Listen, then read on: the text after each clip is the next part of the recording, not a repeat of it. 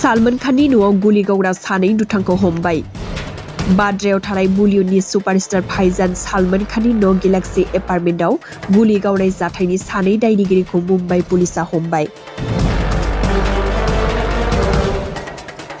मुम्बाइ पुलिसनि क्राइम ब्रान्चआ गुजरातनि भुज ओनसोलनिफ्राय सानै दायनिगिरिखौ हमदों। सीसीटीवीआव नुनो मोननायखौ बिथा खालामना बै सानै सुबुंखौ हमदों होननानै पुलिसा फोरमायदों। बबेखानि हमजानाय सानै सुबुंखौ बिकास एबा बिकी साहाब गुप्त 24 बोसोर आरो सागर श्री जगेन्द्र पाल 21 बोसोरनि होननानै सिनायथिदों। आरो बिसोर सानैबो बिहारनि।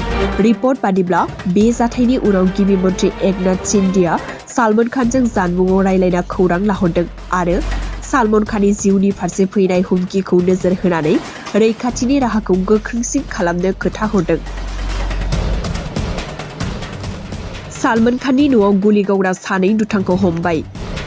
बाद्रायाव थानाय बलिउडनि सुपारस्टार भाईजान सालमान खाननि न' गेलाक्सि एपार्टमेन्टआव गुलि गावनाय जाथायनि सानै दायनिगिरिखौ मुम्बाइ पुलिसा हमबाय।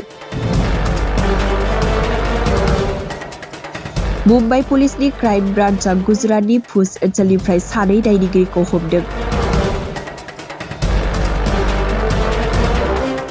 सीसीटीवीआव नुनो मोननायखौ बिथा खालामना बै सानै सुबुंखौ हमदों होननानै पुलिसा फोरमायदों।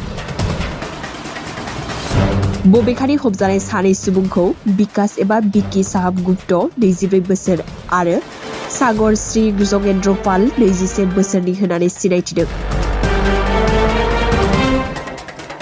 आरो बिसोर सानैबो बिहारनि।